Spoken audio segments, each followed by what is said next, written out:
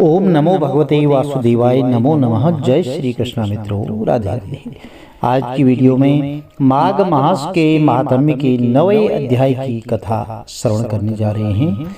माघ का महीना बहुत ही पवित्र महीना होता है दान पुण्य के लिए। इस महीने में आप अपनी सामर्थ्य के अनुसार गरीब जरूरतमंदों को जरूर वस्त्र दान, अन्नदान जरूर करें। चलिए कथा आरंभ करते हैं। यह कथा विकुंडल और जो दूत है उनके बीच संवाद है, उसका वर्णन किया गया है। बोलिए गणपति गजानंद महाराज की जय, श्री हरि विष्णु भगवान की जय। यमदूत बोला, हे वैश्य, मध्याह्न समय में आया हुआ मूर्ख पंडित वेद पाठी या पापी अतिथि समान होता है। मार्ग से थके हुए ब्राह्मण, भूखे प्यासे अपरिचित राहगीर जिनके घर में तृप्त होते हैं, वह गृहस्थ बहुत समय तक ब्रह्मलोक में निवास करता है। मध्याह्न, सायंकाल अथवा किसी समय जिसके घर पर आया हुआ अतिथि नहीं लौटता, वे यमलोक में नहीं जाते। लौटा हुआ अतिथि गृहस्थ के जन्म तक एकत्रित किए हुए पुण्य को भी ले जाता है। अतिथि के बराबर कोई दूसरी संपत्ति, धर्म और हित नहीं है। हे वैश्य, अतिथि सत्कार के प्रभाव से राजा और मुनिवर ब्रह्मलोक को गए और आज तक वहां से नहीं लौटे। हे वैश्य, अन्नदान करने वाला वैदीप्यमान विमान का उपभोग करके अमृतपान करता है और स्वर्ग से हट करके उत्तम गुरुओं में जन्म लेता है। वह धर्मात्मा राजा होता है, चिरायु तथा नष्ट न होने वाले कुल को प्राप्त करता है। प्राण अन्न में रहने से अन्न देने वाला प्राणदाता कहलाता है। हे वैश्यंबर, केसरी ध्वज से व्यवस्थित देव ने दयापूर्वक कहा था कि हे राजन, कर्म भूमि में जाकर के यदि तुम फिर से स्वर्ग की इच्छा करते हो तो अन्नदान करो। हे वैश्य, यह बात मैंने स्पष्ट धर्म से सुनी है। ग्रीष्म ऋतु में जल, हेमंत काल में ईंधन देने वाले और सदैव अन्नदान करने वाले यमराज की यातना को नहीं पाते हैं। जो 6-6 महीने पर ज्ञात अज्ञात, छोटे बड़े, मन, वचन और शरीर से किए हुए पापों का प्रायश्चित नहीं करता, वह नरक भोगता है। और जो प्रायश्चित करता है वह देवता और गंधर्वों से सेवित होकर के शुभ लोक को प्राप्त करता है। हे वैश्य, जो मनुष्य वेद माता गायत्री या दूसरे वैदिक मंत्रों को जपते हैं, नित्य प्रातः और साय को अग्नि में हवन करते हैं, ऐसे ब्राह्मण अक्षय को प्राप्त होते हैं।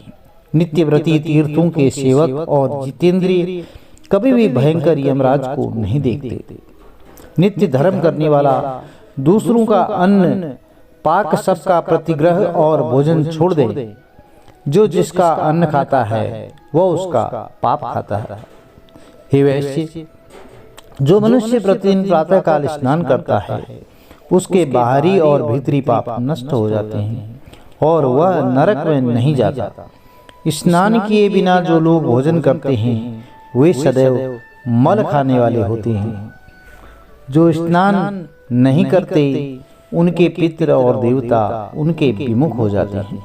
वह नरक भोग करके पुलकस आदि चांडाली योनि में जन्म लेता है। जो लोग पर्वों में चलते जल में स्नान करते हैं वे न बुरी गति को प्राप्त करते हैं और न ही बुरी योनि में जन्म लेते हैं। बुरे स्वप्न और दुष्ट चिंता सदैव निष्फल होती हैं। हे वैश्य श्रेष्ठ, प्रातः काल स्नान करने वाले मनुष्य नियम पूर्वक माघ मास में तिल, तिलपात्र और तिल कमल दान देने में यमलोक में नहीं जाते। हे विकुंडल, पृथ्वी, सोना, गौ आदि 16 परम दान हैं। इनका दान करने वाला मनुष्य कभी स्वर्ग लोक से नहीं हटता। बुद्धिमान मनुष्य पुण्यतिथियों और व्यतिपात और संक्रांति में स्नान करके यदि कुछ भी दान करता है तो वह बुरी गति में नहीं पड़ता और संसार में गरीब कुल में पैदा नहीं होता। हे वैश्वर, सत्यवाक्षी, मौनी, मधुरभाषी, अक्रोधी, क्षमाशील, नीतिमान, आनंदी, प्राणियों पर दया करने, दूसरों के पापों को छुपाने, पराये गुण का वर्णन करने, दूसरे के धन को न चाहने वाले, इस प्रकार के लोग नरक नहीं भोगते हैं। दूसरों की बुराई करने वाले पापी और उनका साथ देने वाले, खोटे वचन बोलने वाले, ऐसे कृतज्ञ लोगों का तीर्थ सेवन एवं तप से भी पापों से मुक्ति नहीं होती। इस प्रकार वह बहुत समय तक नरक भोगते हैं।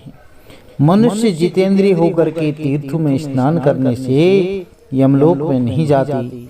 मनुष्य तीर्थ में पाप कभी न करें, जीविका न करें, दान लेना और धर्म की बिक्री छोड़ दें, ऐसा पाप करने वाला मनुष्य नरक का गामी होता है।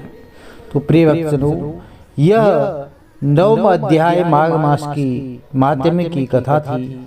यदि आपको कथा अच्छी लगी तो चैनल को लाइक कीजिए, शेयर कीजिए, सब्सक्राइब कीजिए, साथ में बेल आइकन अवश्य प्रेस कर दीजिए, जिससे कि आने वाले वीडियोज की नोटिफिकेशन आपको ठीक समय पर मिलती रहे। श्री हरि विष्णु भगवान का आशीर्वाद आपके परिवार पर सदैव बना रहे। जय श्री कृष्ण। राधे राधे।